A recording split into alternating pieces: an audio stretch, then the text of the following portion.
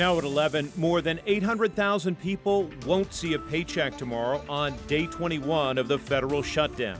It really gets tough between food, clothing, and shelter, particularly when it comes to children. A look at the budget crunch facing some families forced to choose between the very basics: food, shelter, or heat. We have moments, yes. We are angry because he was 22 years old. He still had a lot of life to live. Grieving parents who lost their son in a car wreck faced the driver charged in his death. Their emotions in court and their message during a second appearance this week on national television.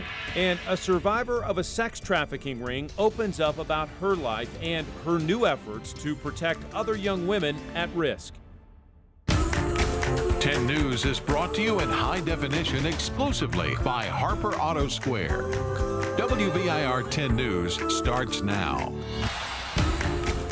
About to enter day 21 of the federal government shutdown. The House of Representatives is trying to reopen part of the government. The House passed 2 spending bills today that would fund transportation, housing, and urban development, widely known as HUD, as well as the Department of Agriculture. Those bills will now head to the Senate, but they aren't expected to pass. Meanwhile, President Trump visited the southern border where he sat down with border agents and politicians. The president is still saying there will be a wall. The wall or the steel barrier, they can have any name they want, but we have to have it, and it's going to happen. Democrats are still saying there are better ways to protect the border, like new technology. Now, one of the big reasons President Trump says he is demanding a wall is the amount of drugs coming across the border. Every week, 300 of our citizens are killed by heroin alone, 90% of which floods across from our southern border. Almost 16,000 people died in 2017 from heroin-involved overdoses. That is according to the CDC. The State Department estimates that at least 90% of America's heroin comes from Mexico, but most of that enters the U.S. through legal ports of entry. The TBI here in Tennessee says their investigations indicate most of the heroin in Tennessee is coming from Mexico. Well, on Friday, hundreds of thousands of federal workers faced the threat of missing their first paychecks. For some, one paycheck might not sound like a big deal, but as reporter Daniel Sexton shows us, a lot is at stake. The weight of the shutdown comes down hard on United Way of Greater Knoxville. It funds 119 programs with 56 different agencies, some of which get help from the government. They see every paycheck as a real person. It really gets tough between food, clothing, and shelter, particularly when it comes to children. It's one thing to say on Friday that about 800,000 federal workers could go without a paycheck. But what does that really mean? Let's break it down using this cost of living generator. Median income in Knoxville, according to multiple sources, is about $34,000 a year. That puts about $2,400 a month in your pocket, which is pretty good. But here come the bills. Utilities, rent, food, health care. Now you have about $500. Keep in mind, you haven't made a car payment, haven't paid taxes, haven't sent your kids to school or bought them any clothes. Now take away one of your 2 monthly paychecks. You're about $750 in the hole. For someone who hasn't saved, one missed paycheck means debt. This is real life stuff. This is how many people in our region, in this community, live, and we are hopeful that this government shutdown won't impact folks further, where a lot of this, unfortunately, would be played out in reality. United Way wants to help and says anyone who's struggling should call 211. They'll work with you through anything you might need help with. Most often requested service is rental assistance, and certainly transportation is way up there. In the meantime, United Way and about 800,000 federal workers hope that that example we just showed you remains just that, an example, and doesn't become their reality. Back to you.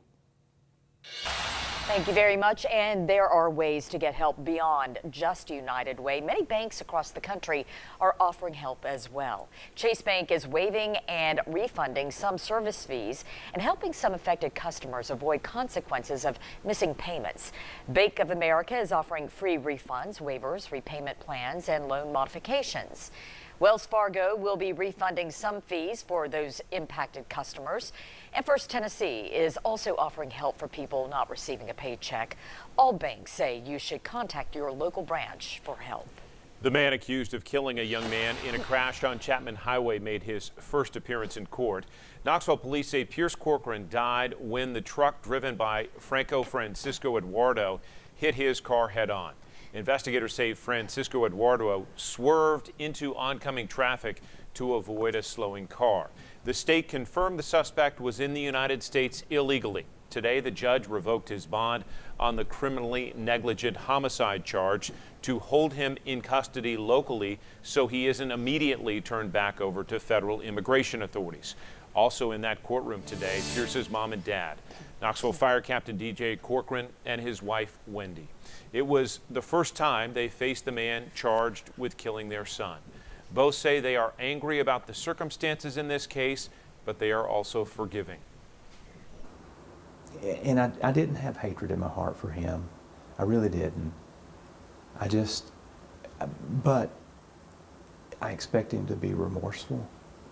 I really do. I mean, if the shoe was on the other foot and that was something, I don't know that I would feel so terrible.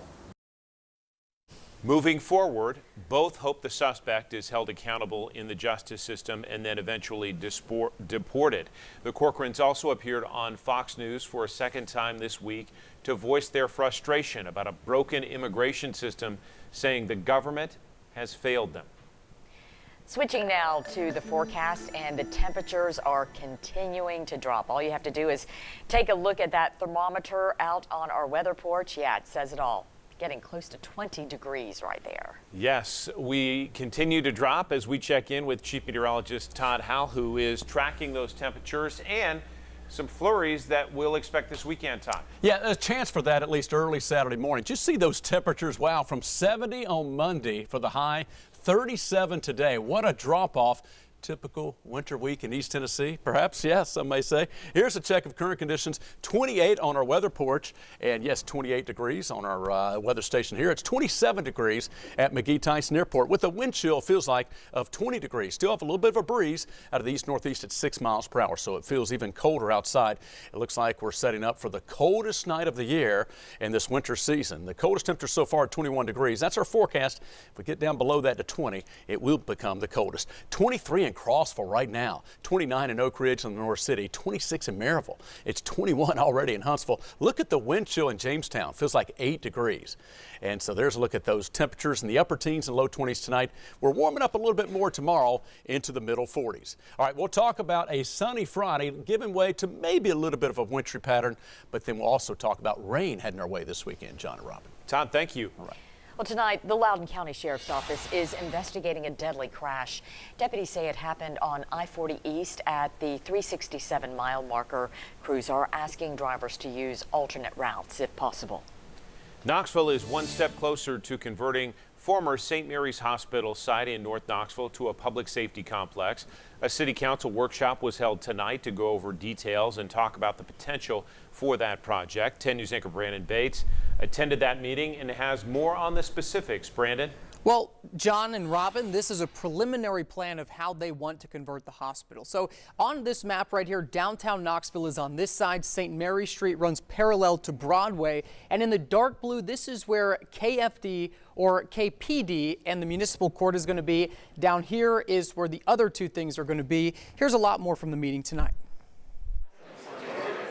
Knoxville Mayor Madeline Rogero has her sights set on taking advantage of the closure of the former St. Mary's Hospital in North Knoxville. Half of it would be for KPD, KFD, pension and municipal court. The northern part of it, where the actual original hospital and a lot of the annexes are prime for redevelopment. She says old, dilapidated infrastructure for these departments makes this the perfect move. And she says using what you already have in the city is important. We have a lot of old structures that need to be repurposed. We've seen what happened downtown. Years ago, there were many blighted buildings. But this isn't just any building. It's a building that many people relied on. When it's a hospital, it can have a big impact on the community. Since the hospital closed, we've reported longer wait times at other hospitals picking up the slack. But the mayor says other facilities are trying to help out. Yeah, I'm very supportive. Council member Mark Campen represents part of the district where the new headquarters could be, and he knows it's a challenge, but thinks it could all work work in the end. I think it's a great reuse of the property. It's a challenging site. There's a lot of old buildings that will need to be renovated or torn down, so I'm optimistic. And as for the people against the project, I mean, it's a fact of life that businesses open, businesses close. We are sorry that this is closing. Our preference would be a hospital on this site that continues to serve the community. And the next step in the project is for the city to put a plan together and then take that plan to the city council for approval. Mayor O'Hara says if all goes as planned, they hope to get approval in the coming months. Robin. All right, Brandon, thank you. Tonight, the Loudoun County School Board tried to pass a motion to suspend the director of schools, but that motion failed. 10 News anchor Beth Haynes joining us now with the conflict that sparked this debate. Beth? Robin, nearly 200 passionate people packed the meeting tonight in support of the Loudoun High School basketball coach Josh Graves, whose team is undefeated. Now, this comes as an email alleged to be from the director of schools, Jason Vance, was circulating on social media. The superintendent's son is on the basketball team. In the email, Vance was allegedly upset that his son was told last minute he would not dress for a varsity game. At tonight's meeting, a board member motioned to suspend the director of schools indefinitely. The motion failed, but just barely. A former Loudoun High School basketball coach and teacher says the situation needs to be cleared up. I think even for Dr. Vance, it's important that they be able to come back and tell people if this isn't happening, they need to be able to say this isn't happening, and we've done our due diligence in making sure it isn't happening. The director of schools was at the meeting. Our crews say he was visibly upset, but he did not speak to us on camera. Now, the board will discuss the matter further at their workshop meeting next Thursday. Robin? Beth, thank you. Still ahead for 3 horrific months, a woman was held a prisoner as a sex slave. How the survivor is working now to help teenagers trapped in the sex trafficking ring. Also, a nationwide search for a missing 13-year-old comes to a close. The shocking discovery in this case next.